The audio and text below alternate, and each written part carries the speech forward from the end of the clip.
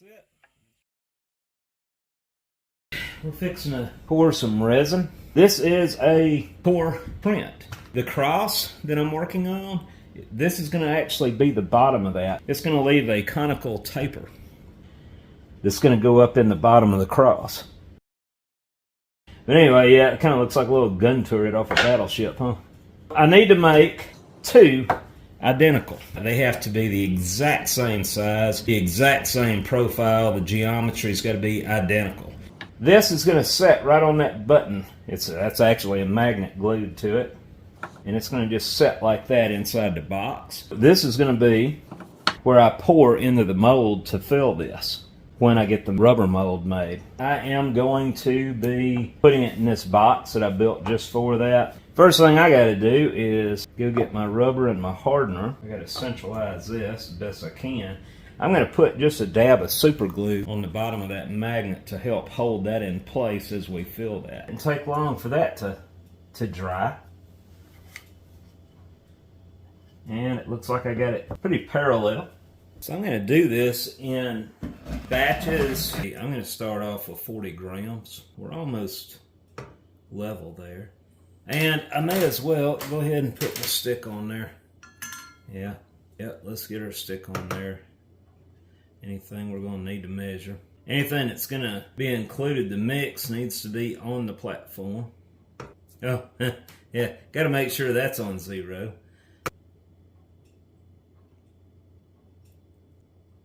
Good enough. So as I said, I think I'm going to start off with 40 grams. We'll see where that puts us. Actually, let's start off at 30 grams. And once I get close, I'll go ahead and ratchet it down to 40.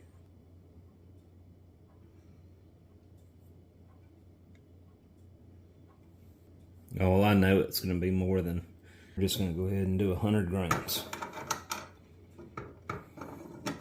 It's going to take more than 100. I can already see that. There we go.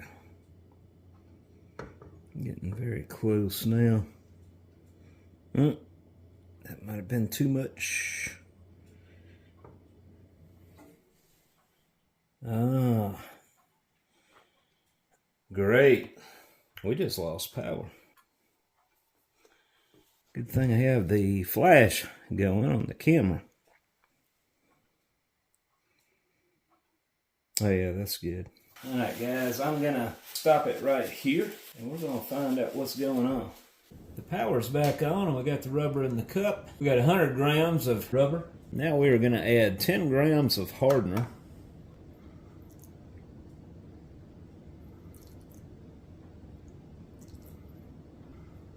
One more drop. 2 more, I guess. Stir that in. Before I pour this, I'm going to put that mold on an incline. I need a shorter solo cut. I need a vacuum chamber. So let's turn this way since I got a bigger spot here. There was a whole bunch of people out of power tonight. I drove about 10 miles away. Now I can get all that rubber out. And like I said, I don't have a vacuum chamber, so do the best with what we got. So let's start pouring.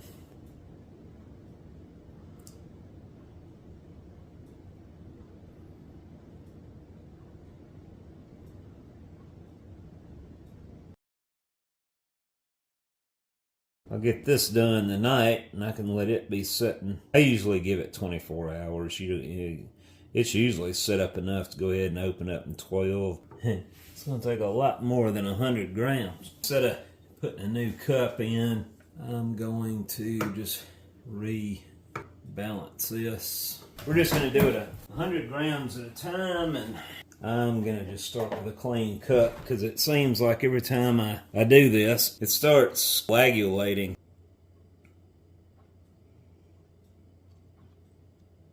We will be able to lay this back the other way. As a matter of fact, I may, once I get on up to within a 1/4 inch or so from the bottom, I'm going to probably tilt it the other way just in case we have any air trapped in there. It will hopefully come on out. Let's go with, and 100 grams now, We've displaced a lot of area down below. Now we're taking up more room as we go higher. Let's see if I can hit this without screwing up this time.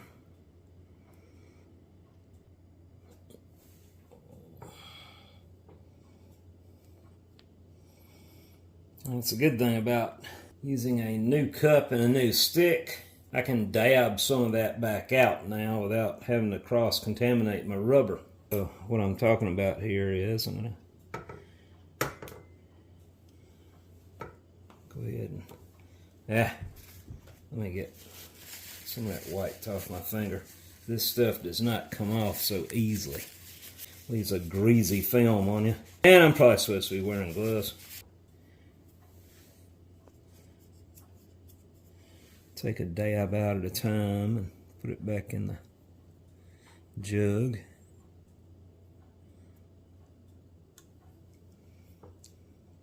Get another dab out.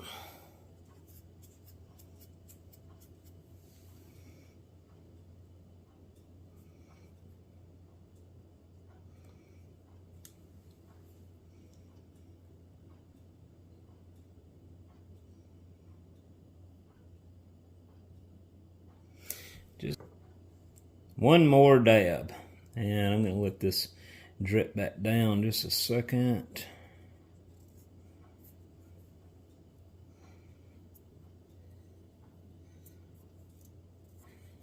Only wiped it off of one side. Let's see what it looks like.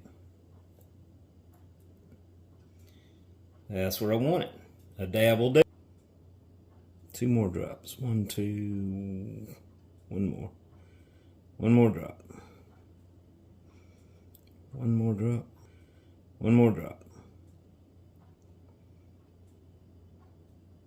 You know, I'm glad I wasn't doing a pour tonight. That would have ruined a crucible. That's happened before. I would be pouring and just added more iron, and all of a sudden the power goes out. If I hadn't just added that last piece, I would have had time to at least get it out and dump it. Alright, so we're going to pour this in, and that should start building it up pretty fast now, because we're almost under the whole bottom.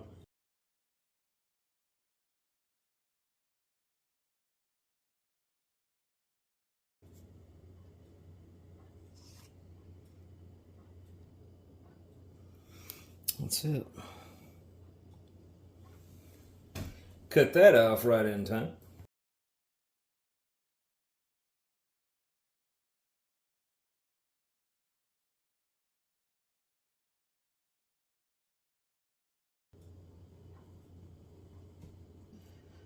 I've done this enough now. I know about where it's got to come up to on the cup.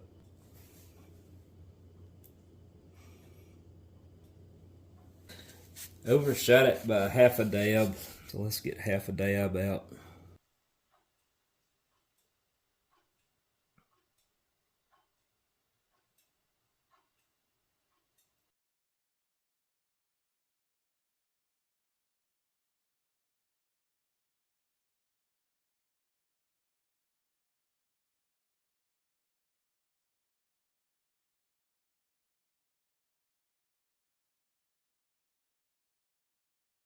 We need to come on up another 20 grams. We don't have much more to go. We're going to have to go ahead and bring it on up to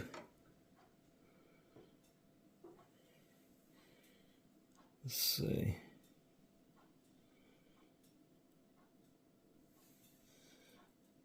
All right. 21 grams.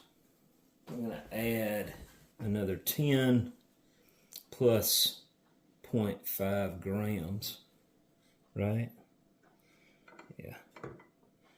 We'll just add it right there. No problem. We got this. So we are almost there. Oh, crap. Boy, I messed up. Oh man, I should have put another dust. We're just gonna have to mix some more. Alright. Let me get another cup and a stick. What in the world was I thinking? I just put about 30% hardener in this. Should I cast my finger in it? Well, it's about midnight. I could, you know what? It wouldn't hurt for that bottom to be a little harder than the rest of it anyway. Yeah, we'll do that. I already made it. As well use it. And let me shim this end up with a piece of paper.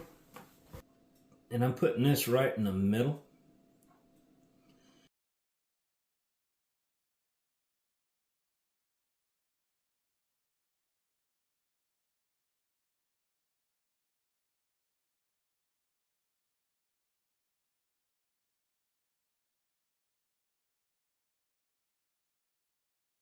Open this up tomorrow. Well, my mold is ready to pull from the box, but the box isn't ready to let it go. I tried to beat on the sides. I didn't think I glued it that good. So I'm going to have to run it across table saw, cut into it, weaken it a little bit. I'm not going to cut too deep. Cut right up to the thickness of the board where I'm not cutting my rubber. It'd probably stink if I did that.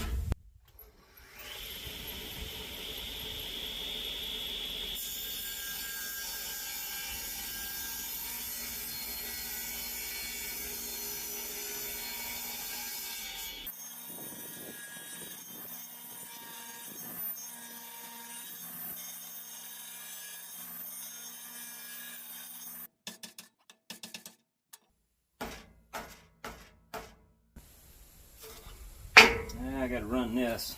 I gotta bring this over a little.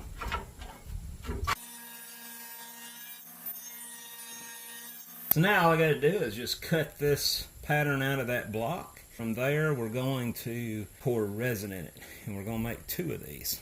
Notice how you only want to use sticky notes the same color as what you're molding. Let me find my eyeglasses. Definitely don't want to be using this without being able to see what I'm doing. I haven't cut a finger off yet. I want to keep it that way. Now, what I was saying about cutting the bottom, I think I'm going to do that. And that way, this will all just drop right out the bottom. And then I can put the bottom back on and put some weight on it up here before I fill it. And hopefully, I won't have any leaks. One of the things that they always recommend is that you zigzag your cut where everything will fall right back in place and you will have minimum flashing. So the more I think about it, I am going to do that. I'm going to cut all along this baseline, and that will be my flashing, and then this will peel off of the rest of it. That and the sawdust. You know, I probably ought to get this sawdust off. Any of those microscopic particles getting in between the mold when you get ready to put the thing back together create a problem. I'm going to make an incision here. I'm going to start off this way. Once I get it started, this should go perfect. Now, like I said, I'm going to zigzag. Now, if I'm lucky, I won't have to cut a plug out. I'll have a little flat door, and then it'll just seal right back in place. So I'm only going to try to cut it in 3 places, here, here, and here. Let's go a little deeper and see what it looks like. Can you see that okay? I can't. See how tough this stuff is? Pretty strong rubber. I'm going to put it this way where I can... Alright, so you can see the pattern down in there now.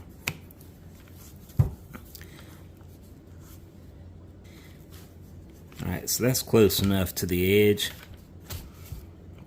Now we're just going to go down.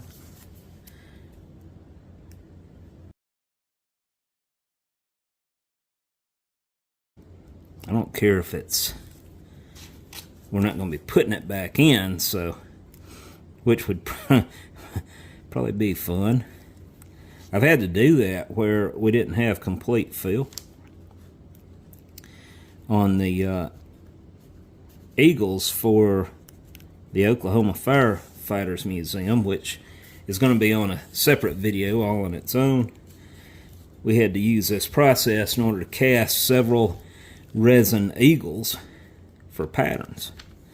And my plan was go ahead and get them back the original one, but we still got to finish the core print and all of that. Alright, I'm going to turn it this way. Dollar's pouting with me. I went to get brake rotors today. And I would normally take her with me, but I decided while I'm up there to go to Mama Hamill's and get me some good lunch. And of course I can't have her in the truck the whole time, so I'll have to take her for her little ride here shortly. As long as she gets to go somewhere, she's happy. I'm going to extend that just a little bit.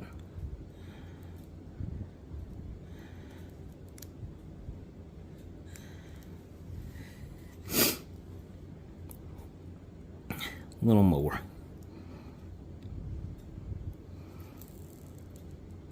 Cut that.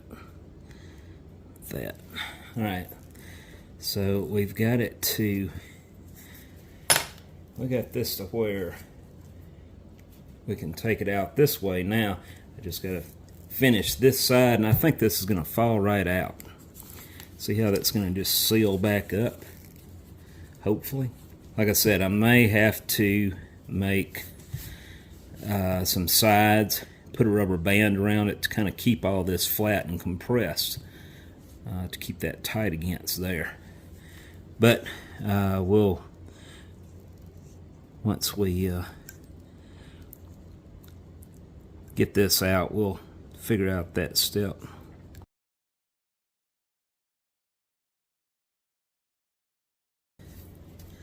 Alright.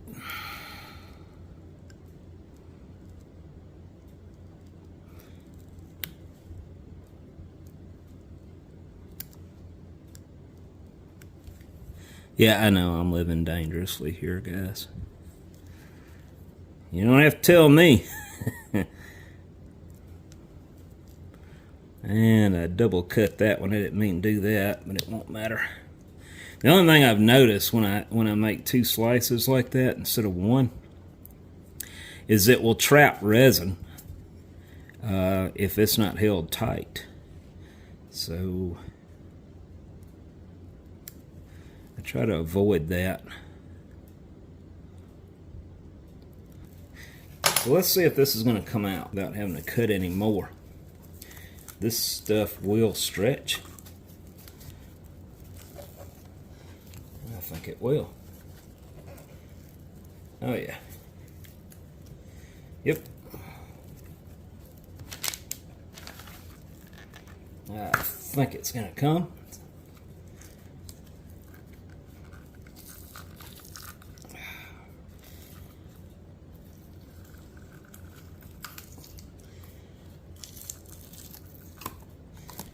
All right.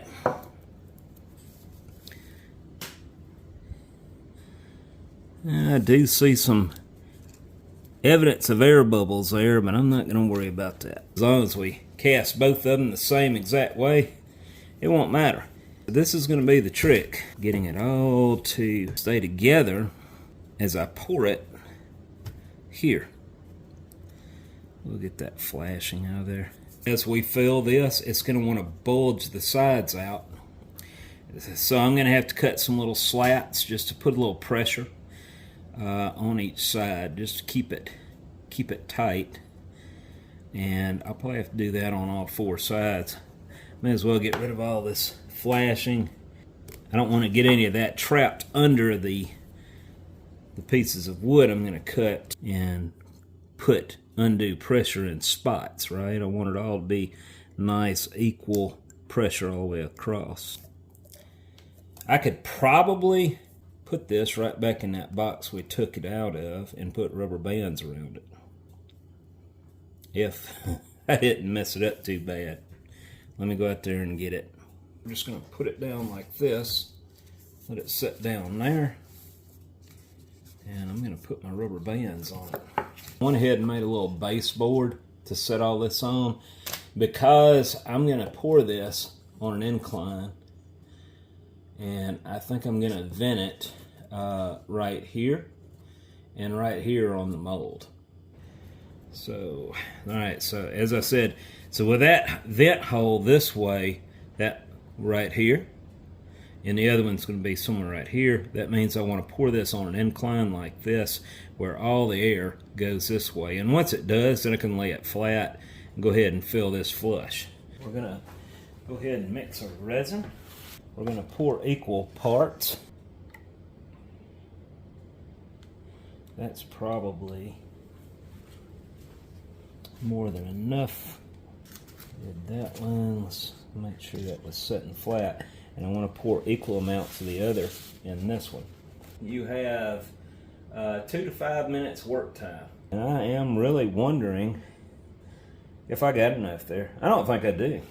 I think we need to go ahead and bring it on up a little bit more. If this does not make it, no sweat. This stuff will rebond to the solution. All right, so I'm going to pour both these in each other. I'm going to do it 1, 2, 3 to 4 times. And I'm going to do it over this, let's see, 1, 2, 3, 4. This is going to be fun. Alright. Let's get this poured. With no funnel, I might add.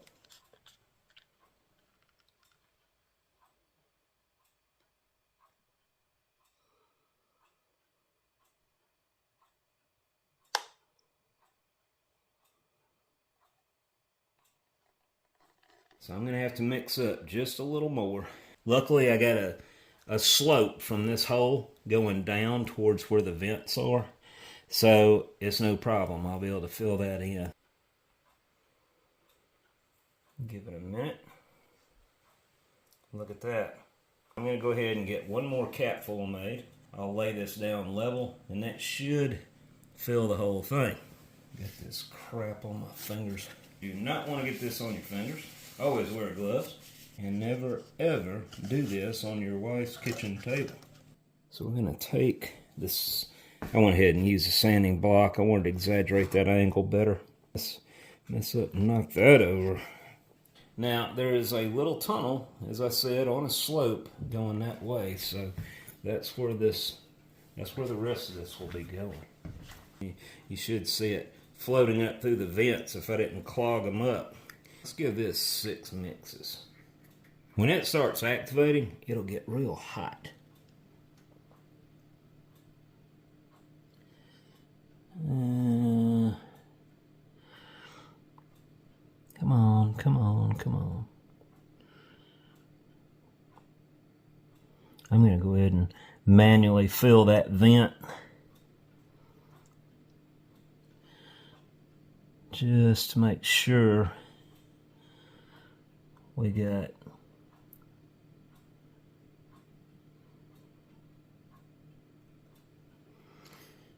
a good fill.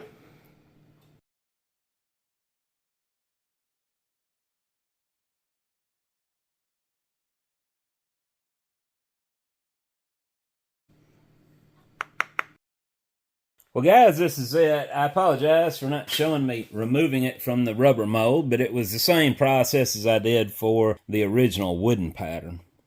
This and this are what was a saw kerf. When I was removing the vents with a table saw, I accidentally sawed into these and didn't catch that. I had to fill that back in, and then I sanded the buttons off the top, used for a little pouring basin in the rubber mold. Now, if you're wondering what a core print is and how this is going to work, this is the cross. I'm going to set it like that. And this is going to be permanently fastened to the bottom of the cross. This is how it's going to attach to the cross. I'm going to have 2 long screws that go in and anchor it. So this will be permanently fixed to the cross. So every time I ram the cross, it will leave this impression in the sand. And that will come up with the cross out of the mold when I go to pull it. Now, this piece was made to build the core box with, because as I said earlier in this video, the cone that comes off of here is going to be one rammed up piece of sand. That's going to lay in the place of this. That's why it was critical that this shape and this shape are identical along with the size. So when this is pulled out of the sand, I'm going to have one of these blocks made out of sand with a cone on it, and that will lay in place of the core print and cast a cone-shaped cavity in the base of the cross. I hope you were able to pick up on what I'm doing here. This is just one of many processes that go on with foundry work. Originally, I was just going to make 2 wooden core prints. That would have been the way it would have been done 100 years ago. I messed up on one of them halfway through the process, and that's why I decided to go ahead and just cast them. I will fill you in more on this as we go down the road. And as you can see, I've been using the spindle sander now, thanks to Mr. Pete, who has donated a phase converter. This phase converter is much quieter than the old one. Check this out. Beautiful, smooth, solid running machine.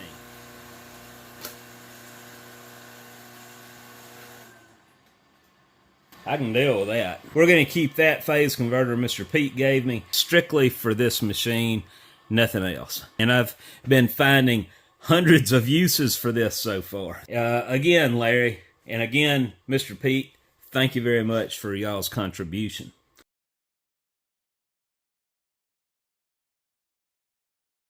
Well, guys, that's it. I hope you enjoyed the video. If you are interested in rubber casting products and you want to see a professional do it, check out Robert Talone. Robert is a very well experienced guy in this particular part of the process. He is well equipped for everything he's doing.